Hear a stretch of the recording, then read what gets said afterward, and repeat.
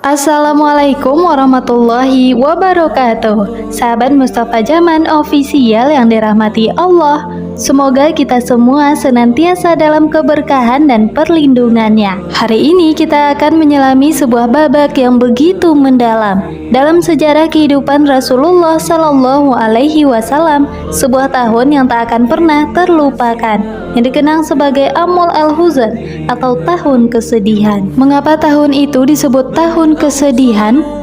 Apa saja peristiwa pahit yang membuat manusia pilihan Allah merasakan duka yang teramat dalam? Kita akan membahas dua kehilangan terbesar yang beliau alami di tahun tersebut. Wafatnya sang paman Abu Thalib dan sang istri tercinta Sayyidah Khadijah. Mari kita kupas tuntas agar kita bisa mengambil hikmah dan pelajaran berharga dari ketabahan sang Nabi. Sahabat-sahabat sekalian, sebelum kita menyelami inti dari Amul Al-Huzn, penting bagi kita untuk memahami kondisi yang melingkupi Mekah saat itu. Sejak Nabi Muhammad SAW diutus dan memulai dakwahnya secara terang-terangan, penolakan, permusuhan, dan kekejaman dari kaum Quraisy tak pernah berhenti. Mereka melakukan segala cara untuk menghentikan dakwah Islam. Puncaknya, kaum Quraisy melakukan pemboikotan total terhadap Bani Hashim dan Bani Muthalib, klan Nabi Muhammad SAW. Mereka membuat perjanjian boikot yang kejam. Tidak boleh ada berjual beli dengan mereka, tidak boleh menikah dengan mereka, dan tidak boleh menjalin hubungan apapun sampai Nabi Muhammad SAW menyerahkan dakwahnya. Bayangkan, 3 tahun lamanya, dari tahun ke-7 hingga ke-10 kenabian, keluarga Nabi dan para sahabat terpaksa mengungsi di sebuah lembah bernama Syi'ib Abi Thalib. Mereka hidup dalam kelaparan, hanya makan apa saja yang bisa ditemukan, bahkan daun-daunan dan kulit kering. Teriakan bayi kelaparan sering terdengar. Ini adalah ujian yang luar biasa berat, fisik dan juga mental. Namun, di tengah penderitaan itu, ada dua sosok yang menjadi pilar kekuatan dan penopang utama bagi Rasulullah Sallallahu Alaihi Wasallam. Abu Thalib, paman beliau yang selama ini menjadi pelindung utama dari gangguan Quraisy, dan Sayyidah Khadijah, istri tercinta yang selalu memberikan dukungan moral dan juga harta.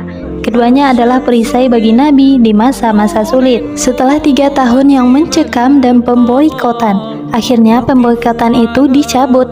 Ada beberapa tokoh Quraisy yang berhati nurani mulai merasa kasihan dan mendorong pencabutan. Ada sedikit kelegaan, namun kegembiraan itu tak bertahan lama. Takdir Allah kembali menguji Rasulullah SAW dengan cobaan yang jauh lebih berat. Di tahun ke-10 kenabian yang kemudian dikenal sebagai Amul Al-Huzn, datanglah berita duka pertama yang mendalam.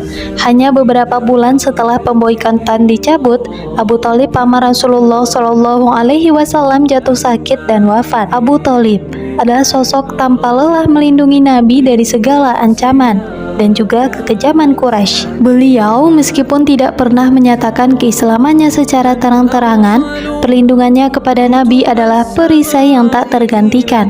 Keberadaannya membuat kafir Quraisy sedikit segan untuk bertindak lebih jauh terhadap Nabi. Betapa hancurnya hati Rasulullah saat itu. Beliau kehilangan benteng pertahanan terkuatnya di tengah Mekah yang keras dan penuh permusuhan. Wafatnya Abu Thalib membuka celah bagi kaum Quraisy untuk semakin berani melancarkan gangguan kepada Nabi Muhammad SAW. Dalam sebuah hadis yang diriwayatkan oleh Imam Bukhari, Rasulullah SAW pernah bersabda, "Aku tidak pernah mendapatkan gangguan dari kaum Quraisy seperti yang aku dapatkan setelah wafatnya Abu Thalib." Hadis riwayat Bukhari. Hadis ini dengan jelas menggambarkan betapa vitalnya peran Abu Thalib sebagai pelindung Nabi. Kehilangan ini adalah pukulan yang sangat berat bagi beliau dan juga dakwah Islam. Sahabat, duka belum usai. Berselang hanya 2 atau 3 bulan setelah wafatnya Abu Thalib, cobaan lain yang tak kalah menyakitkan datang. Sayyidah Khadijah Al-Kubra, istri tercinta, belahan jiwa, dan pendamping setia Rasulullah SAW, juga berpulang ke rahmatullah. Sayyidah Khadijah bukan hanya seorang istri, beliau adalah orang pertama yang beriman kepada risalah Nabi Muhammad SAW. Orang pertama yang membenarkan kenabian beliau dan mendukung terdepan dakwah Islam. Beliau mengorbankan seluruh harta bendanya untuk perjuangan agama Allah dan selalu menjadi penenang di saat Nabi tertekan. Beliau adalah tempat Nabi mencurahkan segala keluh kesahnya, tempat beliau mendapatkan ketenangan dan juga kekuatan. Kedudukan Sayyidah Khadijah di hati Nabi Muhammad sungguh tak tergantikan. Dalam sebuah hadis yang diriwayatkan oleh Imam Bukhari dan Muslim, Nabi Muhammad SAW bersabda, menunjukkan betapa besar cinta penghargaan beliau kepada Khadijah. Dia, Khadijah, beriman kepadaku ketika orang-orang ingkar. Dia membenarkanku ketika orang-orang mendustakanku. Dia membantuku dengan hartanya ketika orang-orang tidak mau membantuku. Dan darinya lah Allah menganugerahkan keturunan kepadaku, sementara istri-istriku yang lain tidak. Hadis riwayat Bukhari dan Muslim. Inilah bukti betapa besar kedudukan Sayyidah Khadijah di hati Nabi Muhammad. Kehilangan dua sosok penting ini, sang pelindung fisik dan sang penopang jiwa dalam waktu yang berdekatan, membuat Nabi Muhammad SAW diliputi kesedihan yang tak terhingga. Maka sangatlah tepat jika tahun itu disebut Amul Al-Huzan, tahun kesedihan. Beliau benar-benar kehilangan dua tiang utama dalam hidupnya. Setelah kehilangan begitu mendalam, cobaan tak henti. Tanpa perlindungan Abu Thalib, gangguan kaum Quraisy terhadap Nabi Muhammad SAW semakin brutal. Beliau dilempari batu, kotoran, dan terus-menerus dihina. Di tengah keputusasaan di Mekah, Nabi Muhammad SAW memutuskan untuk mencari harapan baru. Beliau pergi ke Taif, sebuah kota yang berjarak sekitar 70 km dari Mekah, berharap menemukan penerimaan untuk dakwahnya. Namun di Taif, beliau kembali mendapatkan penolakan yang lebih kejam.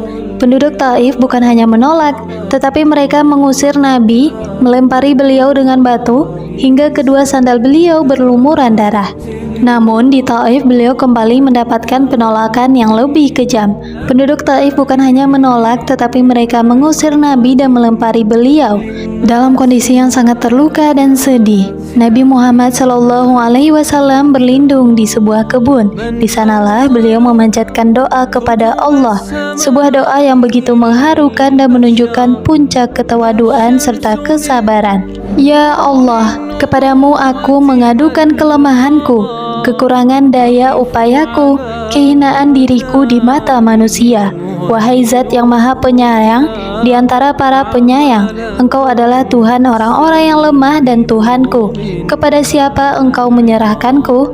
Kepada orang jauh yang membenciku, atau kepada musuh yang menguasai urusanku? Asalkan Engkau tidak murka kepadaku, maka aku tidak peduli. Hanya saja ampunanmu itu lebih luas bagiku. Riwayat Ibnu Ishaq dalam Sirah Nabawiyah. Setelah doa ini, malaikat Jibril datang kepada beliau bersama malaikat penjaga gunung.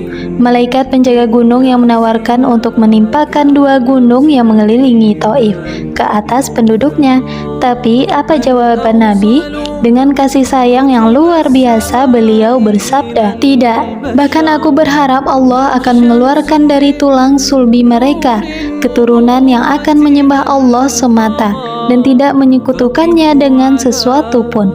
Hadis riwayat Bukhari dan Muslim. Sahabat, setelah serangkaian kesedihan dan penderitaan di Amul Al-Huzan, Allah Subhanahu wa Ta'ala memberikan hadiah yang sangat istimewa kepada Nabi Muhammad SAW sebagai hiburan dan penguat hati.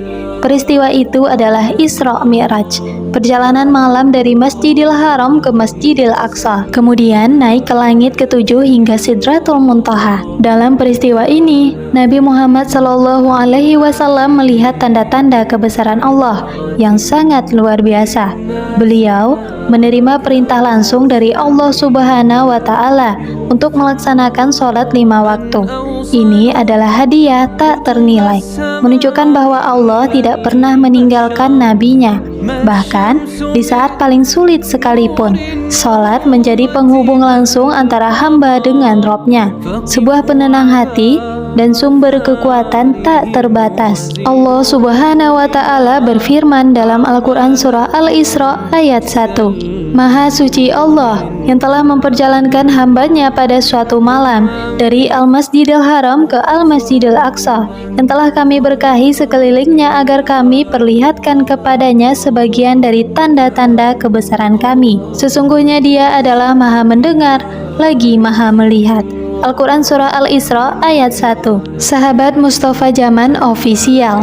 Dari kisah dua kehilangan besar Amul Al-Huzn, ada begitu banyak hikmah yang bisa kita petik, yaitu mengenai puncak ketebahan seorang nabi. Ujian adalah sunnatullah, pertolongan Allah pasti datang selepas kesulitan.